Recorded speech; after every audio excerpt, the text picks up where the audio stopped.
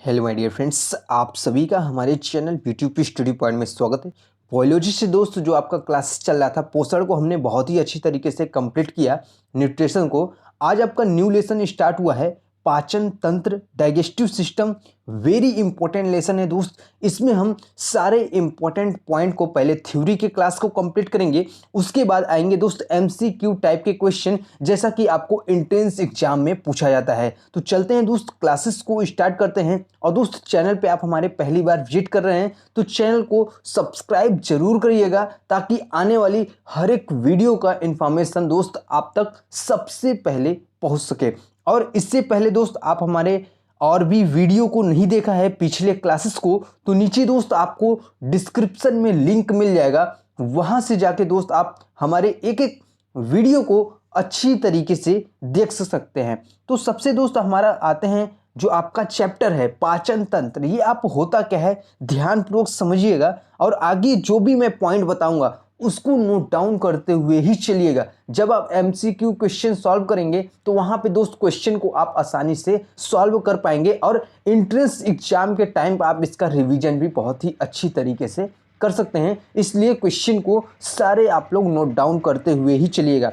सबसे पहले दोस्त हम बात करते हैं पाचन तंत्र की। तो पाचन हमारा वह प्रक्रिया है जिसमें कि पाचक एंजाइम के द्वारा अपराशरणीय खाद्य पराशरणीय खाद्यों में क्या होता है, परिवर्तन हो जाता है। यानी कि नॉन डिफिसिबल जो हमारा खाद्य होता है वो हमारा क्या होता है, पराशरणीय खाद्य में परिवर्तित हो जाता है। ये हमारा क्या है, टोटल डाइजेस्टिव सिस्टम है। अब हम चलते हैं अगले पॉइंट पे। अगला हमारा पॉइंट है आहार नाल। ठीक है, ध्यानपूर्वक इसको समझिएगा। इसमें क्या क्या चीजें आती हैं एलिमेंट्री कैनल में। पहला है हमारा मुख या मुख गुहा। ठीक है, इसके बारे में जान लेते हैं। वेरी इंपॉर्टेंट पॉइंट है, ध्यानपूर्वक इसको समझिएगा। इसमें कौन कौन से होते हैं, इसमें आपके तालु, जिह्वे और दांत होते हैं मुख में। ठीक है, तालु, प्लेट, टोंग और आपका तीत। ठीक है, जिह्वा, दांत और तालु, इसमें तीन होते हैं। तालु जो होता है दोस्त वो आपके मुख की छत बनाता है और मुख को नासा कक्ष से अलग करता है। ठीक है, जो हमारा तालु होता है। अगली बात करते हैं जिह्वा की। तो जिह्वा पेशी होती है जिसपे हम क्या करते हैं, स्वाद क्या, इसमें स्वाद ग्रहण हेतु स्वाद कलिकाएं पाई जाती हैं। ठीक है, टेस्ट बर्ड्स पाई जाती हैं, जिसे हम जिह्वा कहते हैं। जो भी चीजें आप ग्रहण कर रहे हैं तो वहां पे दोस्त आपको क्या होता है, टेस्ट का अनुभव होता है कि ये चीज आपका तीखा है या मीठा है, क्या चीजें हैं। ठीक है, अगला है आपका लास्ट आता है, इसमें लारी, एमाइलेज तथा लाइसोजाइम होते हैं, जो कि क्या करते हैं, जीवाणु को मारने का कार्य करते हैं। ये रहा दोस्त आपका मुख या मुख गुहा का अंदर का आपका जो भी चीजें इसमें होती हैं। अगले हम बात करते हैं यहाँ पे डेंटेशन की बात करते हैं, दंत विन्यास के बारे में जानते हैं। यहाँ पे अगला हमारा दोस्त पॉइंट है दंत विन्यास। वेरी इंपॉर्टेंट है, ध्यानपूर्वक समझिएगा। इसमें से दोस्त एंट्रेंस एग्जाम में लगातार क्वेश्चन पूछे गए हैं कि जो भी स्तनधारी होते हैं उनके दंत सूत्र से रिलेटेड या उसमें उपस्थित दांतों की संख्या से रिलेटेड। ठीक है, तो ये सभी चीजें आपके ढेर सारी चीजें आपका दंत से रिलेटेड आ जाता है। तो इसलिए इस टॉपिक को ध्यानपूर्वक आप लोग समझिएगा। मनुष्य में 32 स्थायी दांत और 20 अस्थायी दांत पाए जाते हैं। ठीक है, स्थायी दांत 4 प्रकार के होते हैं। कौन कौन से होते हैं, पहला होता है आपका कृंतक, दूसरा होता है रत्नक, तीसरा होता है अग्र चड़वक और चौथा होता है चड़वक। ठीक है, एक एक के बारे में ध्यानपूर्वक समझते हैं। सबसे पहले कृंतक की दोस्त यहाँ पे बात करते हैं। तो कृंतक जो होता है इसमें हमारे 4 दांत होते हैं, और इसका जो मुख्य कार्य होता है कृंतक का, वो हमारा भोजन को कुतरने का कार्य करते हैं। ठीक है, इसी तरह रत्नक के बारे में बात करते हैं। तो ये हमारे टोटल 2 पाए जाते हैं, और ये जो होते हैं भोजन को चीरने फाड़ने का कार्य करते हैं। ठीक है, तीसरे पे बात करते हैं, यहाँ पे अग्र चड़वक की बात करते हैं। तो ये आपके संख्या में टोटल 4 होते हैं, और इनका जो मुख्य कार्य है वो है भोजन को चबाने और दबाना। ठीक है, भोजन को चबाने और दबाने का मुख्य कार्य है किसका, अग्र चड़वक का। अब बात कर लेते हैं चड़वक के। तो सबसे ज्यादा जो हमारा संख्या में होता है वो हमारा चड़वक होता है, जिसमें हमारा टोटल 6 होते हैं। कितने? 6 दांत होते हैं, जो कि इसका भी कार्य आपका वही है, भोजन को चबाने का कार्य करते हैं। केवल और केवल क्या करते हैं? चबाने का यहाँ पे कार्य करते हैं, जो हमारा चर्वक होता है यानी कि मोलर्स होते हैं। ठीक है, अब इसमें भी कुछ इंपॉर्टेंट पॉइंट है, इसको भी आप लोग नोट करिएगा। मनुष्य के दांत जो होते हैं वो आपके द्विबार दंती, विषम दंती और गर्त दंती होते हैं। कैसे होते हैं? द्विबार दंती, विषम दंती और गर्त दंती होते हैं। इसको भी दोस्त आप लोग नोट कर लीजिए। हाथी के रद यानी कि टस्क ऊपरी जबड़े के कृंतक दांत होते हैं। कौन से होते हैं? कृंतक दांत होते हैं। कृंतक का अभी मैंने आपको कार्य भी बताया। इसका काम क्या है? बस केवल और केवल भोजन को कुतरने का कार्य करते हैं। और सूअर और घोड़े की बात करें तो इसमें सबसे अधिक मात्रा में आपकी क्या है? दांतों की संख्या पाई जाती है। दांतों का एनिमल शरीर का सबसे कठोर भाग कहलाता है। जो हमारा एनिमल होता है, ठीक है, वो हमारा क्या होता है? शरीर का सबसे कठोर भाग कहलाता है। दांतों का अधिकांश भाग जो कि हमारा डेंटाइन का बना होता है। किसका दोस्त? डेंटाइन का बना होता है। जो भी हमारे दांत के जितने भी सब अधिकतम भाग हैं वो हमारे किसके हैं? डेंटाइन के बने होते हैं। अगले दोस्त हम यहाँ पे कुछ स्तनधारी हैं जिनके यहाँ पे दंत सूत्र आपको दिए हुए हैं, और एंट्रेंस एग्जाम में भी दंत सूत्र पूछे जाते हैं कि इसमें से बताइए कि कौन सा दंत सूत्र सही है। ठीक है, जो भी आपको पूछ ले, मनुष्य का या घोड़े का, वयस्क का, बच्चा का, कुछ भी आपको पूछ सकता है उसमें। ठीक है, तो यहाँ पे दोस्त आप देख सकते हैं ये चार्ट है आपका। जैसे मनुष्य की बात करें, इसमें आपका बच्चे का ये आपका दंत सूत्र हो गया, ये आपका क्या हो गया? दांतों की संख्या होगी। इसी तरह मनुष्य, वयस्क मनुष्य की बात करें तो इसमें भी आपका दंत सूत्र और ये आपकी क्या हो गई? दांतों की संख्या। इसी तरह दोस्त आपका घोड़े का यहाँ दिया हुआ है, कुत्ता का दिया हुआ है, गाय एवं भेड़, बिल्ली, खरगोश और चूहा, ये सभी क्या हैं? आपके कुछ स्तनधारी के इनके दंत सूत्र हैं और इनमें उपस्थित दांतों की संख्या है। वेरी इंपॉर्टेंट है, इसको दोस्त आप लोग नोट कर लीजिएगा। टेलीग्राम चैनल पे ज्वाइन कर लीजिएगा दोस्त। इस पीडीएफ को मैं आपको टेलीग्राम पे भी प्रोवाइड करा दूंगा, वहां से दोस्त आप सारे टॉपिक को अच्छी तरीके से पढ़ लीजिएगा। और कोई भी स्टूडेंट को किसी भी प्रकार का समस्या होता है, कोई भी क्वेरी हो, तो दोस्त आप हमारे ऑफिशियल व्हाट्सएप नंबर पर भी मैसेज कर सकते हैं 7393940557। दोस्त इस नंबर पर आप मैसेज भी कर सकते हैं, जो भी आपका क्वेरी हो वहां पे आपको सॉल्यूशन मिल जाएगा। अगले दोस्त हम यहाँ पे टॉपिक की ओर चलते हैं। हमारा नेक्स्ट टॉपिक है वो है ग्रसनी। ध्यानपूर्वक समझिएगा।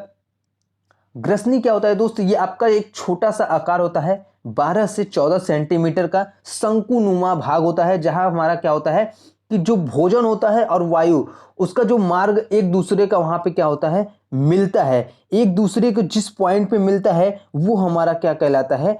ग्रसनी कहलाता है। क्या कहलाता है दोस्त? ग्रसनी कहलाता है। इसका आकार कितना होता है? 12 से 14 सेंटीमीटर। इसको दोस्त नोट कर लीजिएगा, वेरी इंपॉर्टेंट है। ठीक है, यह आपका जो ग्रसनी है 3 भागों में विभाजित होता है। कौन कौन से? पहला है नासा ग्रसनी, दूसरा है मुख ग्रसनी और तीसरा है आपका कंठ ग्रसनी।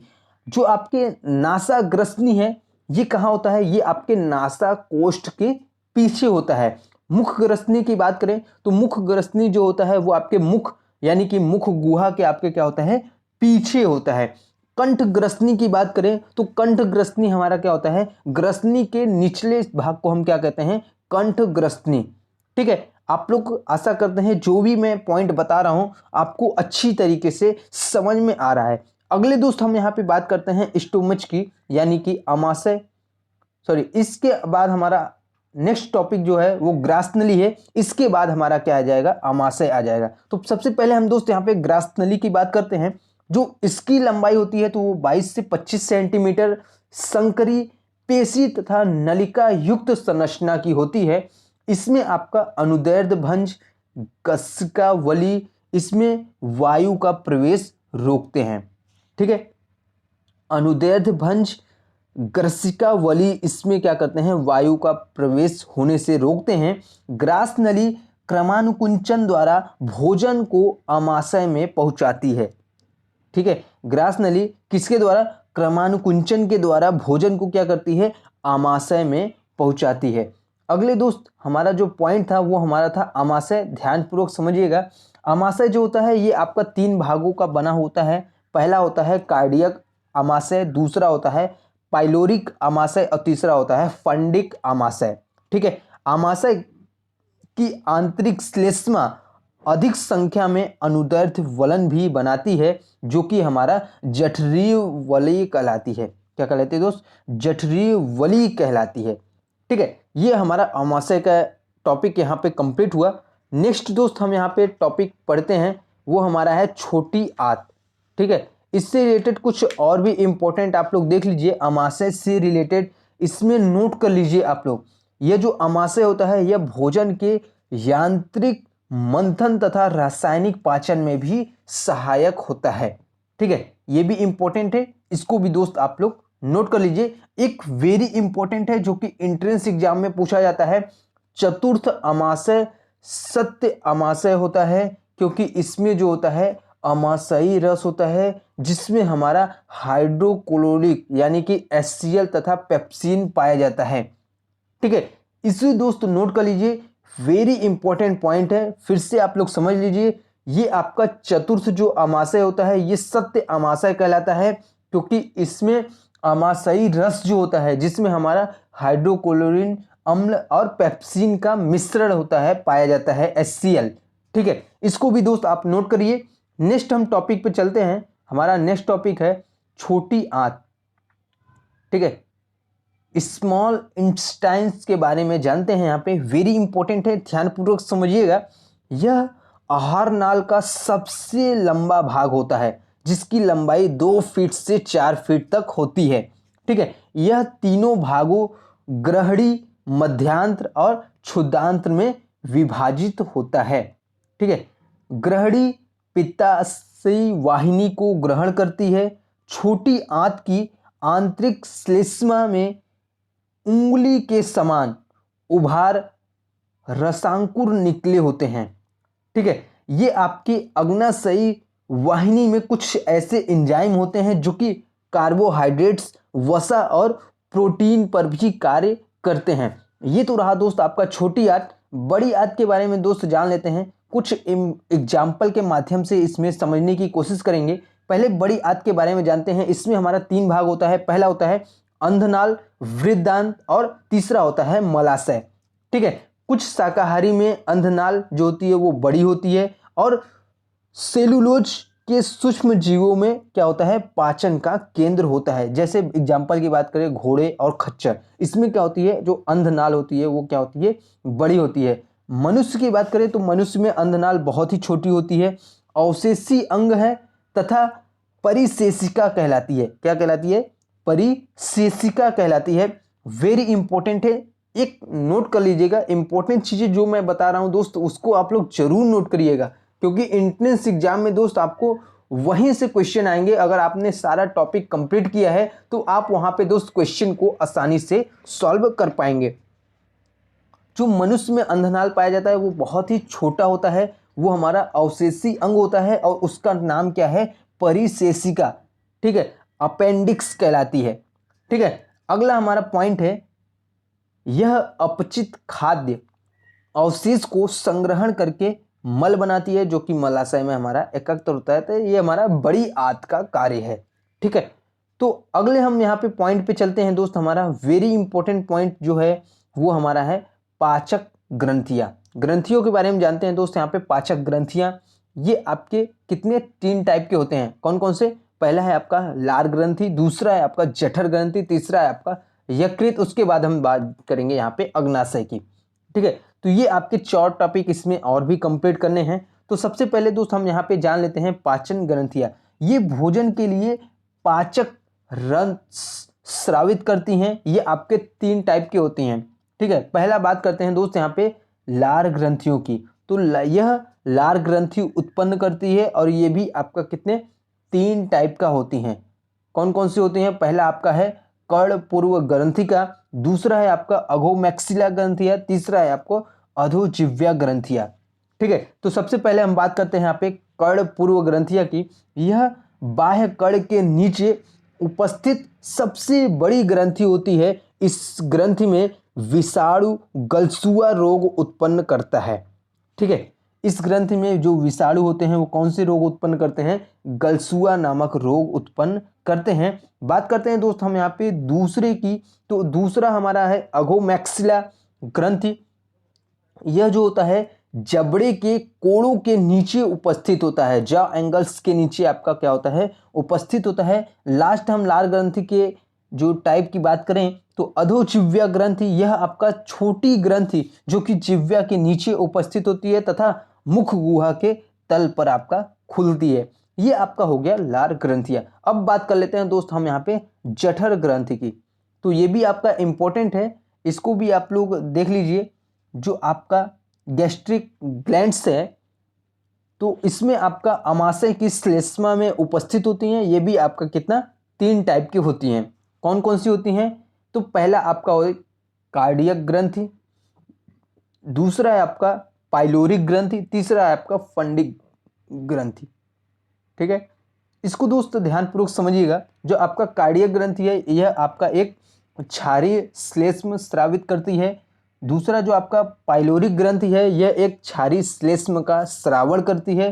तीसरा है जो आपका फंडिक ग्रंथि, ये प्रत्येक ग्रंथि में 4 प्रकार की कोशिकाएं यहाँ पे होती हैं। ठीक है, पेप्टिक जाइमोजन कोशिका, पेप्टिनोजन, प्रोरेनिन स्रावित करती है। अगर हम बात करें यहाँ पे ऑक्सेंटिक कोशिका, ये आपका एचसीएल स्रावित करती है। गोबलेट कोशिका ये आपका श्लेष्म स्रावित करती है। और चौथा जो है आपका अर्जेंटेफिन कोशिका, ये आपका गैस्ट्रिन हार्मोन स्रावित करती है। ये आपके फंडिक ग्रंथियों के जो आपके 4 कोशिकाएं हैं उसका नाम है, और कौन कौन सी यहाँ पे स्रावित करती हैं ये सब सारी चीजें आपको दी हुई हैं। ध्यानपूर्वक इसको आप लोग समझ लीजिएगा। अगले दोस्त हम यहाँ पे पॉइंट पे चलते हैं। अगला हमारा पॉइंट है लीवर। ठीक है, लीवर के बारे में ध्यानपूर्वक समझ लीजिए। यह हमारा सबसे बड़ी ग्रंथि होती है जिसमें एक बड़ी जो होती है वो दाएं पाली में, एक छोटी बाएं पाली में, और 2 छोटी पालियां जिन्हें हम अनुसंधिका कहते हैं, ये आपकी पाई जाती हैं यकृत में। ठीक है, दाएं पाली की ओर हमारा क्या होता है? पित्ताशय होता है, जो कि यकृत द्वारा स्रावित पित्त रस को क्या करता है? संग्रहित करता है। पित्त रस में आपका कोई भी एंजाइम नहीं होता है, परंतु इसमें क्या होता है? पित्त लवण तथा पित्त वर्धक होते हैं। ठीक है, ये चीजें आपको समझ में आ गया। यकृत में हिपैटिक कोशिकाओं के मध्य भक्षण कोशिकाओं भी होती हैं, जिन्हें हम क्या कहते हैं? कुफ्फर कोशिकाएं कहते हैं, जो कि जीवाणु तथा बाहरी पदार्थों के भक्षण करती हैं। ठीक है, इनके अगर कार्य की बात करें तो यकृत आपका रुधिर स्कंदन में, ग्लाइकोजन के निर्माण में, रुधिर शर्करा के नियमन में, विटामिन ए के संश्लेषण तथा कुछ खनिज के संश्लेषण में सहायक होती है। ये आपका लीवर का मुख्य कार्य है।